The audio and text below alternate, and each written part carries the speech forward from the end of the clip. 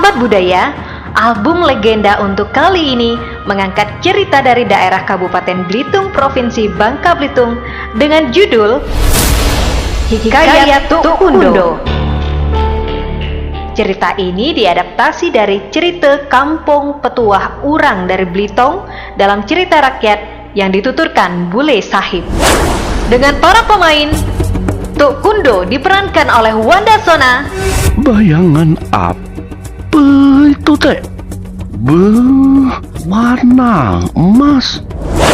Reta Kurniawan sebagai Mak Gadok.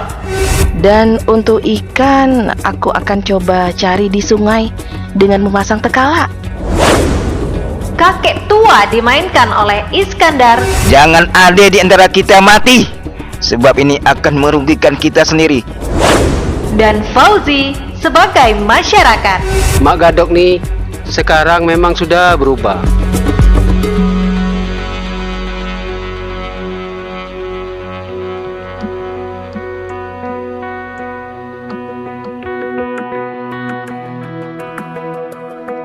Sekitar 30 km dari Tanjung Pandan menuju Kelapa Kampit, terdapat sebuah kampung bernama Parit Gunung. Berjarak 300 meter di belakang kampung yang terletak di kaki Gunung Tajam, terdapat sebuah kuburan Islam, di mana salah satunya adalah makam Datuk Kundo atau lebih dikenal dengan Tuk Kundo. Tuk Kundo dikenal sebagai penyebar Islam di Belitung.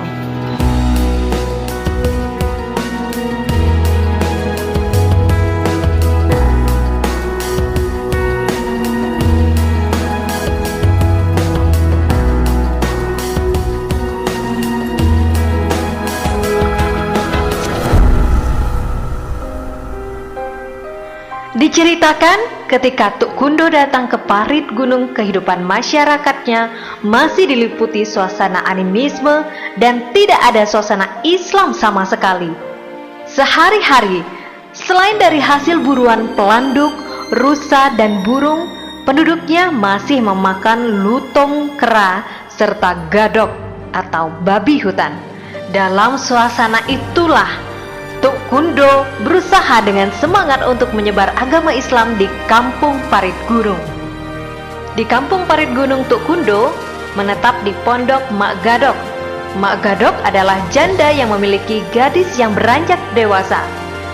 Suatu hari datanglah lamaran untuk putri Mak Gadok.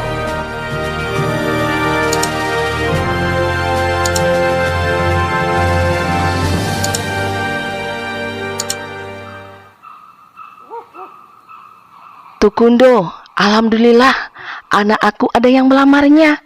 Dan sudah aku terima lamaran itu. Mak senang sekali, Tuk Kundo. Syukurlah Mak Gadok.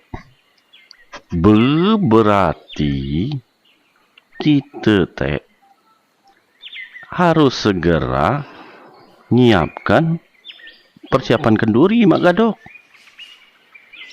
Bila Mak Gadok nak kenduri? Rencananya akan mak gelar sesudah panen, Tuk Kundo. Kalau untuk beras tak ada pesan lagi. Paling hanya lauk undangan aja yang harus kita persiapkan. Dan untuk ikan, aku akan coba cari di sungai dengan memasang tekala.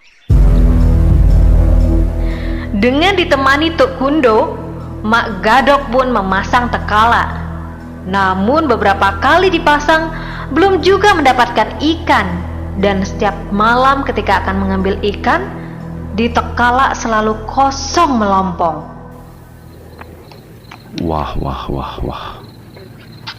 Ngapalah tekala Mak Gadok nih? Kosong terus. Aku curiga. Jangan-jangan ikan dalam tekala teh lah diambil orang lain. Is. Kasihan Mak Gadok. Aku harus menyelidikinya. Sudah, aku ke sungai baik. Menjelang subuh, Tuk Kundo pun pergi ke sungai. Dan tiba-tiba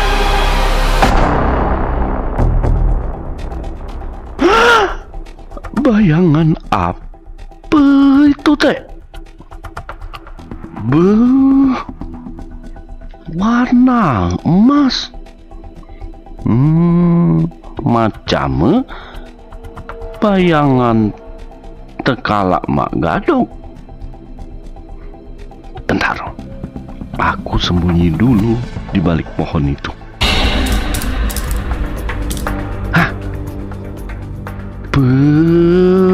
Kakek tua itu.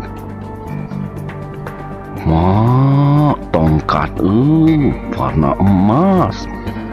Siapa lah itu? Aku harus menyerangnya.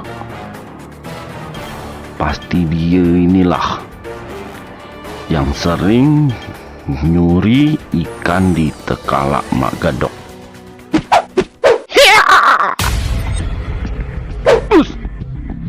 Siapa kau, kek tua? Pasti kau inilah yang mencuri ikan di tekalak itu, kan? Cepat jawab. Iya. Siapa kawan yang muda? Right? Iya. perkelahian pun terjadi antara Tuk Kundo dan kakek tua. Tuk Kundo terus menyerang si kakek tua. Walaupun sempat melakukan perlawanan, akhirnya sang kakek bisa dikalahkan oleh si Tuk Kundo. Fine. Nah, jangan kita lanjutkan perkelahian ini. Jangan ada di antara kita mati, sebab ini akan merugikan kita sendiri. Sekarang, gini saja. Sebutkan apa saja yang kau inginkan, semua pasti akan kukabulkan.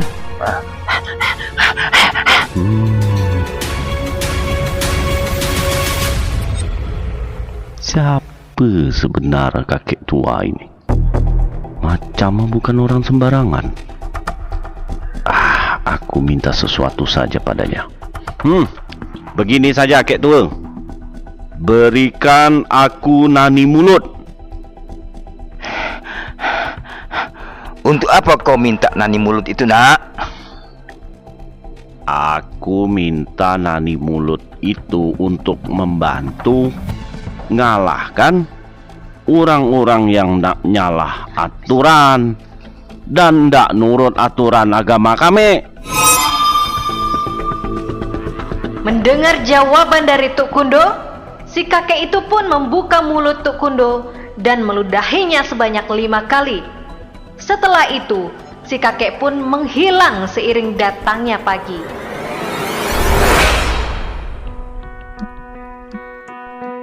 Hari pun semakin terang. Tuk Kundo segera mengambil ikan dari tekala Mak Gadok dan berhasil membawa ikan banyak sekali.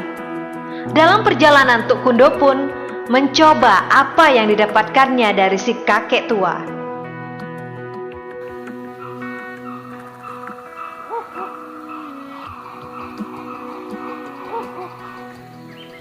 Aku akan coba dulu apa yang kakek berikan ke aku tadi.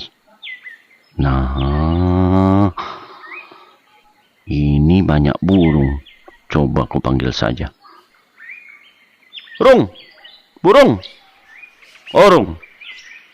Sini kau, Rung.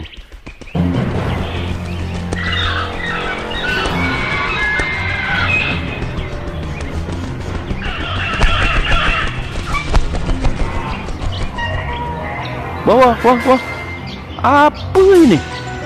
Semua burung benar-benar mengerti apa yang aku ucapkan. Is.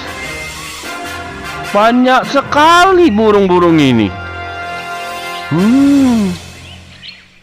Rupa betul apa yang dikatakan orang tentang kehebatan bila seseorang miliki nani mulut ini.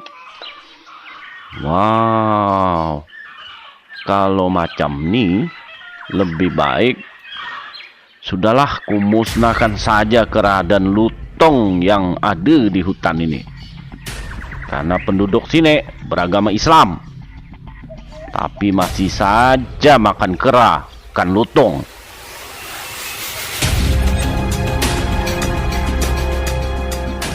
Karena itu, setiap melalui pohon yang dihuni kera dan lutung, di sepanjang perjalanannya, Tuk Kundo selalu berteriak, "Matilah Mika semua!" Dan semua lutung dan kera pun berjatuhan, mati karena tuah nani mulut Tuk Kundo.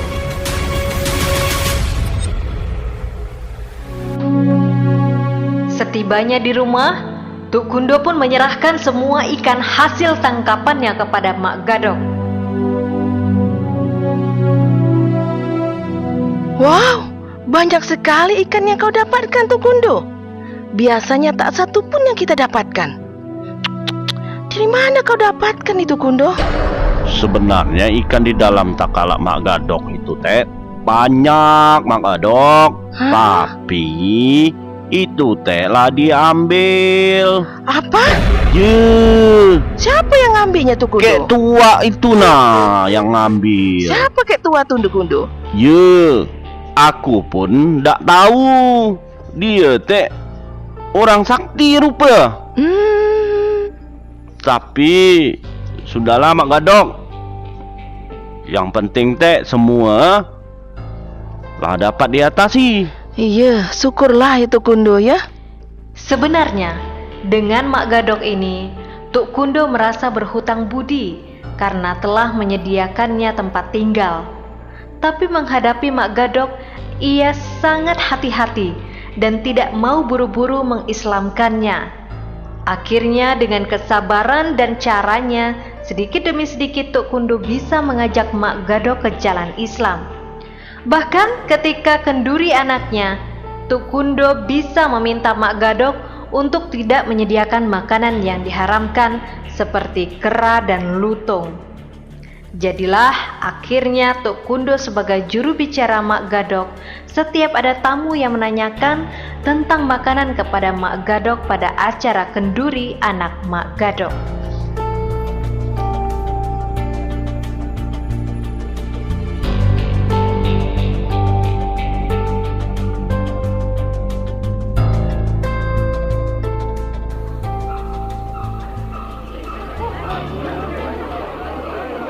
Tamu undangan, maaf ke Mak Gadok, tiada niat menyediakan banyak panggang kera dan lutung lagi.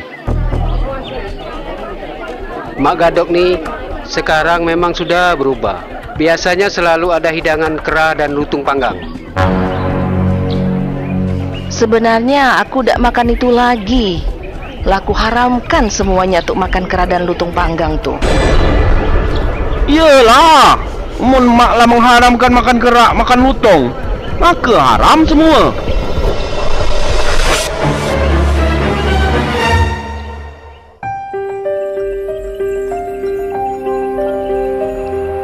Rupanya, dari kejadian pada acara selamatan anak Mak Gadok, secara perlahan telah membuka hati penduduk Parit Gunung untuk mengikuti ajaran Islam.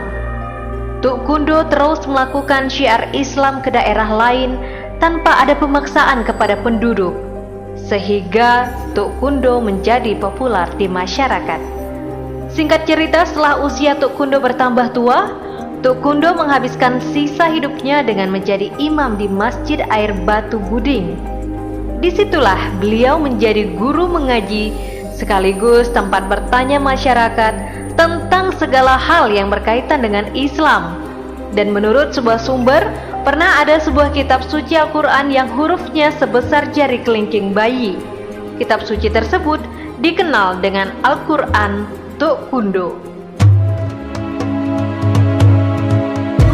Di akhir hayatnya, Tuk Kundo oleh masyarakat dimakamkan di sebuah perkuburan di kampung Parit Gunung.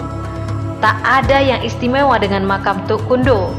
Bentuknya sama seperti makam yang lainnya. Tapi oleh kuncen makam, Tuk Kundo dipercaya bahwa hingga saat ini menjadi semacam penjaga penduduk Parit Gunung, terutama dari hal-hal yang menyimpang dari ajaran Islam.